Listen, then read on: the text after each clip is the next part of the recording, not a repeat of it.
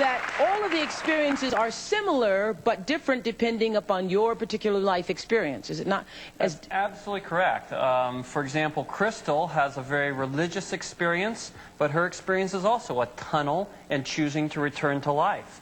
Michelle does not have a religious experience. She has an experience of beings in white who she identifies as doctors. But they also give her a choice to return to her body or not. So the experience is the same in all the children that I've studied, be they 3 years old or 5 years old or 7 years old.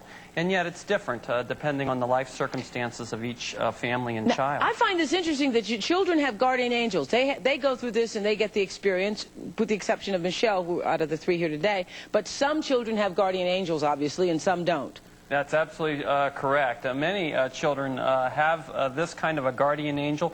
One child said to me, "I have a wonderful secret to tell you. I have been climbing a staircase to heaven."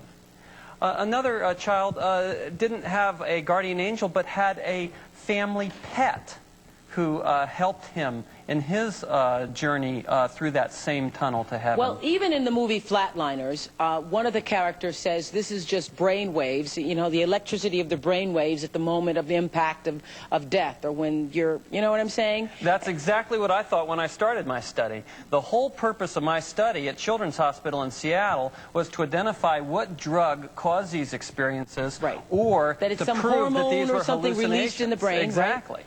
And what we found after scientifically studying this for many, many years, that these are not hallucinations. They are not caused by the psychological stresses of being in intensive care units. They are not even caused by the psychological fear of dying.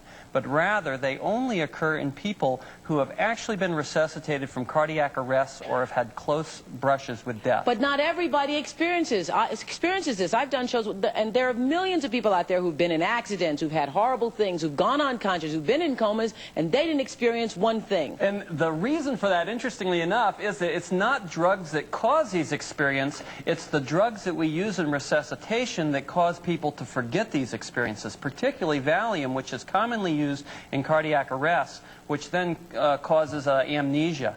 Oh. And it's the medications that we reuse in resuscitating patients that would cause them to forget this experience. Well, we have a